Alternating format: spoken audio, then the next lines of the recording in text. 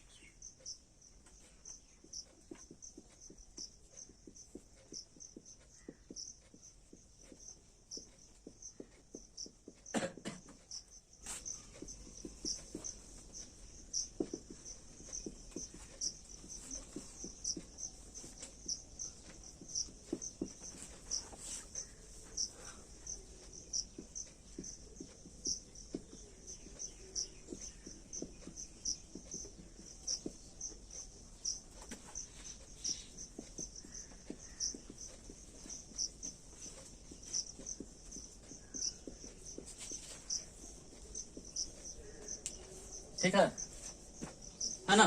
Yes sir. आगे चलते हैं प्रथम पद।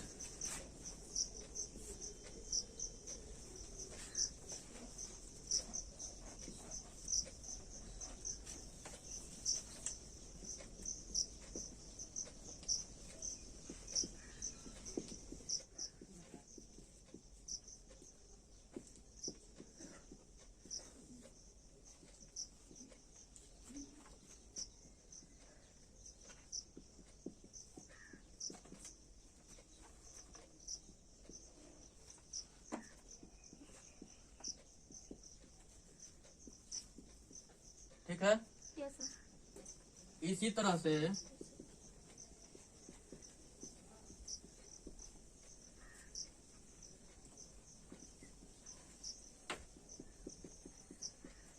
दूसरी संख्या, दूसरा पद।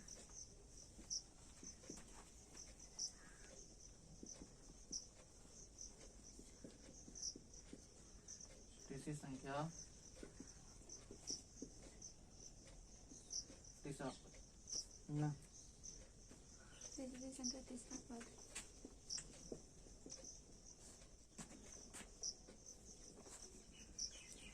परिमित समांतर श्रेणी। हल्ला नहीं करेगा कोई। परिमित समांतर श्रेणी। सुभान, कोई दिक्कत है?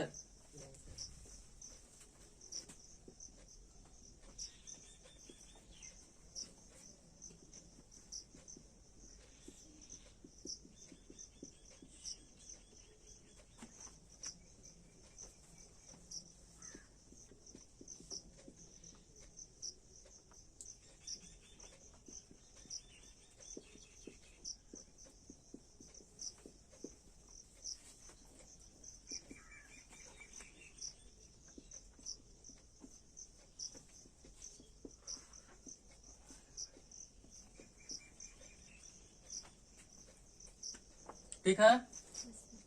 एग्जाम्पल में इसे ले लेते हैं।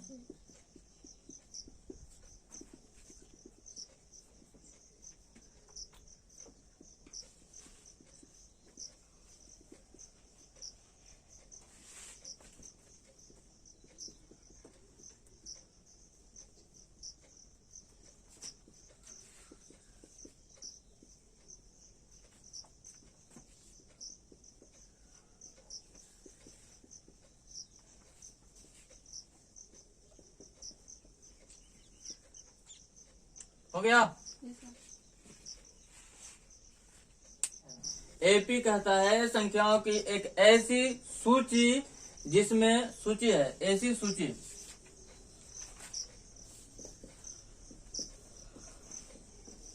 संख्याओं की एक ऐसी सूची जिसमें प्रत्येक पद अपने पद में एक निश्चित संख्या जोड़ती है, उसे समांतर श्रेणी कहते हैं, है ना। इसे हम एपी से सूचित करते हैं, ठीक है।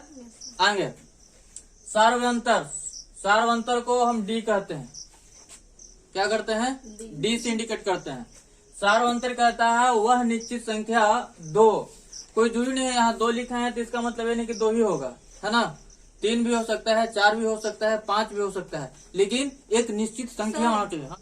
समांतर श्रेणी में वह निश्चित संख्या दो, दो नहीं 3 भी हो सकता है, 4 भी हो सकता है, 5 भी हो सकता है, ठीक है। कोई जरूरी नहीं है कि 2 होगा, 2, 3, 4, 5 कोई भी संख्या एक निश्चित होना चाहिए। क्या होना चाहिए? एक निश्चित संख्या होना चाहिए। तो कहता है वह निश्चित संख्या जिसे जोड़ने पर सूची की अगली संख्या क्या होगा प्राप्त होता है, उसे क्या कहेंगे हम? सार्वंतर। इसे हम डी से सूचित करते हैं, ठीक है।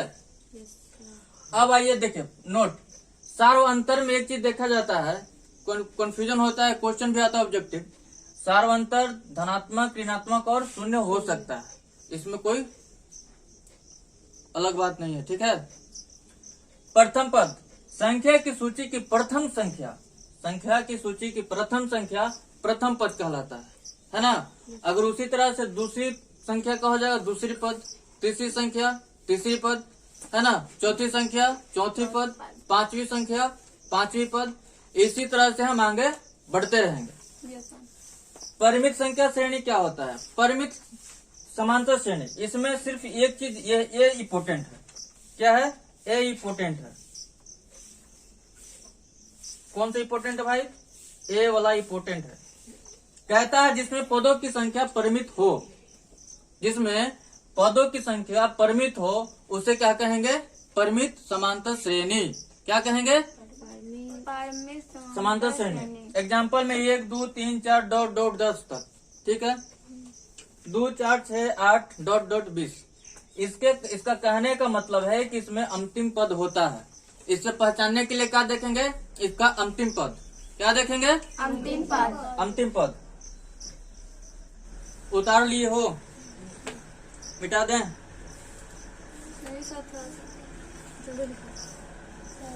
हो गया?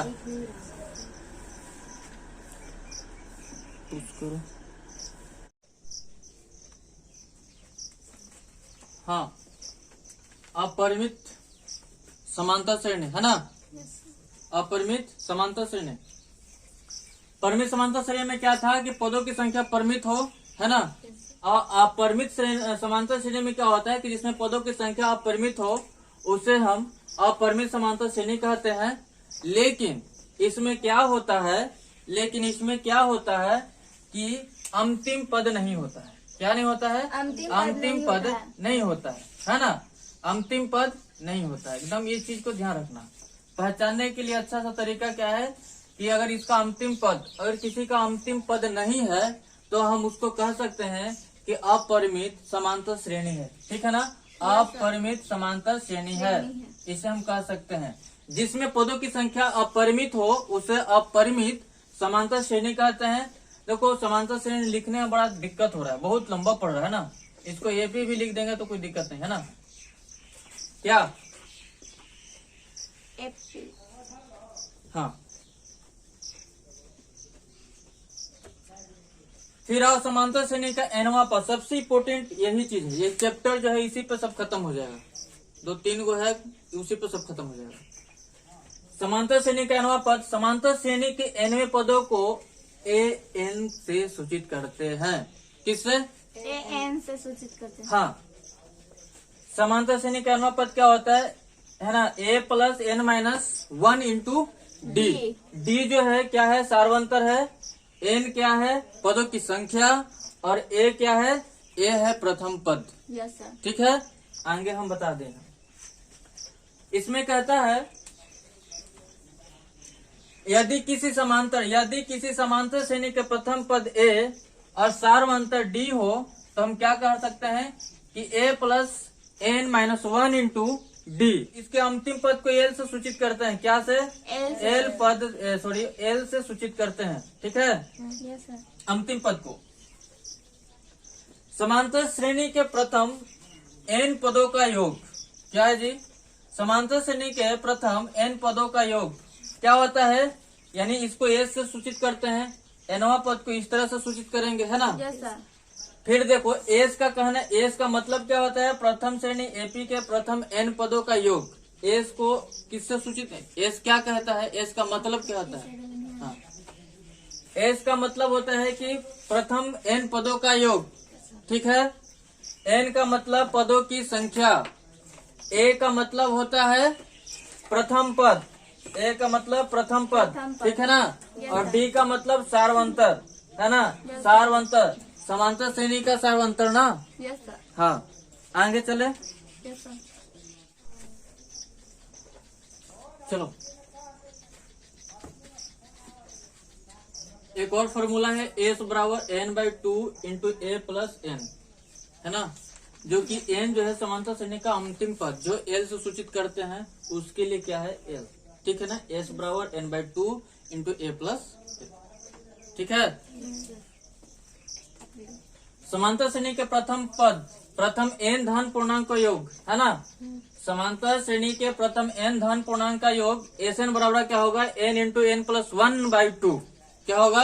एस एन बराबर n into n plus 1 by 2, जहाँ एस एन जो है एपी के प्रथम एन धन पूर्णांकों का क्या है? योग। ठीक है, और एन क्या है? पदों की संख्या। किसकी? समांतर श्रेणी की, है ना? चलो, बुक है ना? बुक निकालो। हाँ, देखो क्या है, क्या कहाँ पे समझ में नहीं आ रहा? क्वेश्चन कहाँ पे नहीं समझ में आया? -2 किसे आ गया? अरे लतखोर, ए बराबर ए का वैल्यू कितना दिया हुआ है? ए का वैल्यू -2 है। यहाँ देख, ए का वैल्यू -2 और डी का वैल्यू कितना है? 0। ए बराबर क्या होगा भाई? -2 होगा। ए का वैल्यू कितना दिया हुआ? -2, इसलिए -2 हुआ।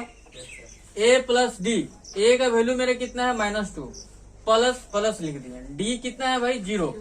अब बताओ -2 और 0 को जोड़ेंगे तो क्या मिलेगा? -2। फिर आगे बढ़ेंगे ए प्लस 2d, तो ए का वैल्यू कितना है? -2 प्लस अब 2d 2 और डी का वैल्यू कितना है? 0 और 2 में 0 से गुना करेंगे तो क्या हो मिलेगा? 0 और 0 को माइनस में क्या करेंगे? जोड़ेंगे, घटाएंगे, जो भी करेंगे क्या मिलेगा? -2। ए प्लस 3d, ए का वैल्यू -2 प्लस 3 और डी का वैल्यू 0 और 3 में 0 से गुना करेंगे क्या मिलेगा? 0 और 0 में 2 क्या करेंगे तो क्या मिलेगा? -2। कहाँ नहीं समझ में आया?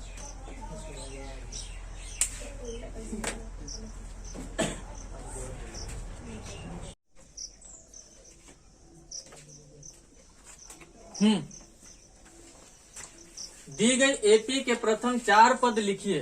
कितना पद? 4 पद। जबकि प्रथम पद ए और सार्वंतर क्या है? डी दिया हुआ है ना? क्वेश्चन में क्या है? ए बराबर 10 और डी बराबर 10।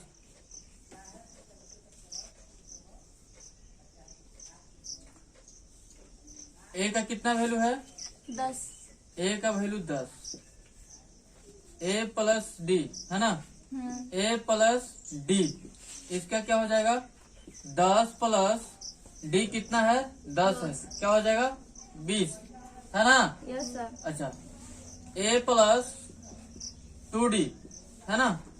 10 प्लस 2d, डी का वैल्यू कितना? 10, क्या हो जाएगा? 10 दूनी 20, 20 10 30। ए प्लस 3d, ए प्लस 3d, ए का वैल्यू कितना? 10, और डी का वैल्यू कितना है 10 है। 10 में 3 से गुना करेंगे क्या मिलेगा 30, 30। और 30 में 10 जोड़ेंगे तो क्या मिलेगा 40। 40। कितना पद हो गया 4 गो पद हो गया ना जी। 1 2 3 4 है ना, बन गया। इसी तरह से आगे बनाना है सब।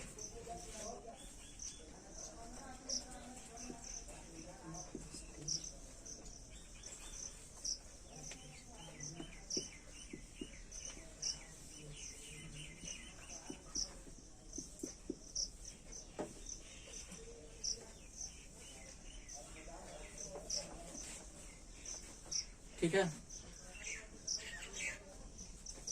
स्क्रीन शॉट ले लेना जी, एंड स्क्रीन शॉट लेना, स्क्रीन शॉट।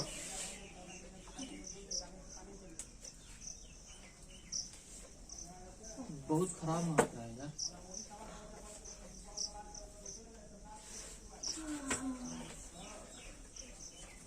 वीडियो जब देख रहे हो तो स्क्रीन शॉट ले लेना। इसी तरह से आगे क्या है क्वेश्चन,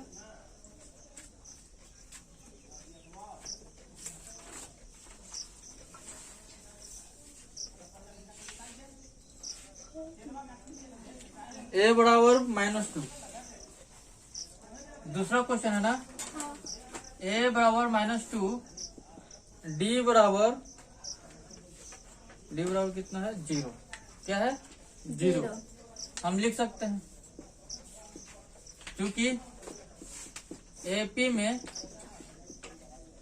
रखने पर क्या मिल रहा है ए प्लस डी है ना, a plus 2d, a plus 3d, ठीक है ना। तो a का वैल्यू कितना है -2, yes sir. a plus D ना, a प्लस डी यानी a का वैल्यू कितना है -2, d का वैल्यू कितना है 0। क्या हो गया -2, ठीक है ना। a प्लस 2d कोई फर्क नहीं पड़ता है 0। जब d का वैल्यू 0 है तो क्या हो जाएगा -2, ठीक है।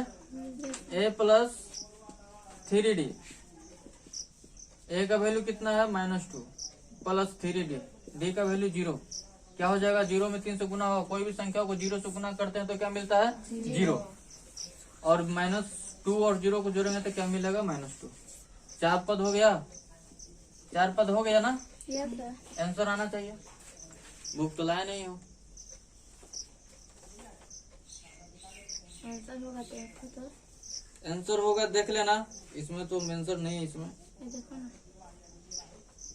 इसी तरह से आगे बना लेना है, ठीक है ना। Yes sir. इसी तरह से आगे बनाना है। हम दे देते हैं क्वेश्चन,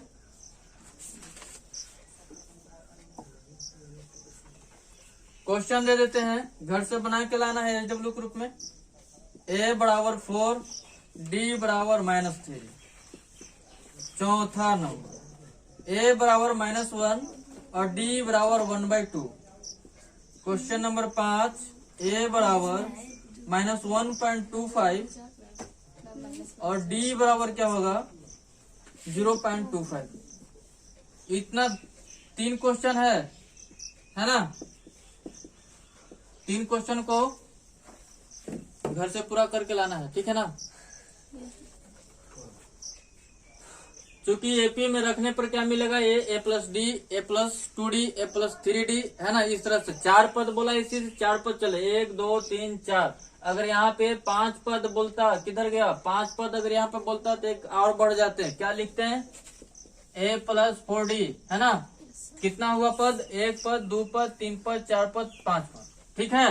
अगर बोलता 6 पद तो क्या कर लेते भाई a प्लस 5d कर लेते हैं। 7 पद बोलता तो क्या कर लेते हैं a प्लस 6d है ना। इस तरह से हम बढ़ते जाएंगे, ठीक है।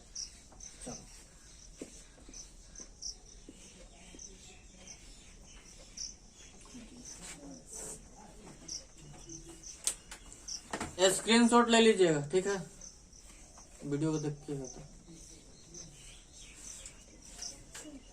हाँ, हट जाते हैं।